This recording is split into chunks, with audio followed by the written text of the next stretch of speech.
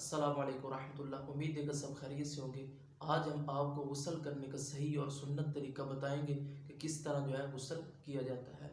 غسل کرتے وقت چند چیزوں کا خاص خیال رکھنا چاہیے، جیسے غسل کرتے وقت آپ کا منہ اور پیٹھ قبلے کی جانب نہیں ہونی چاہیے۔ ایسی جگہ غسل نہ کریں جہاں پر لوگوں کی نظر پڑتی ہو، اور غسل کرتے وقت کوئی دعا بھی نہیں پڑھنی چاہیے، نہ ہی کوئی بات چیت کرنی چاہیے، بالکل خاموش رہنا چاہیے۔ غسل کرنے سے پہلے اس طرح نیت کر لیں کہ میں پاکی حاصل کرنے کے لیے غسل کرتا ہوں۔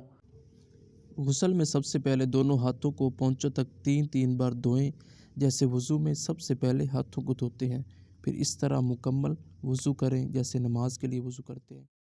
پھر اس کے بعد اپنے ہاتھوں کو گیلا کر کے پورے جسم پر اس طرح ملیں، چاہے تو آپ صابن بھی استعمال کر سکتے ہیں۔ پھر 3 بار سیدھے کندھے پر پانی بہائیں اور پھر 3 بار الٹے کندھے پر، اور اس کے بعد سر سے لے کر پورے بدن پر 3 مرتبہ پانی بہا دیجیے۔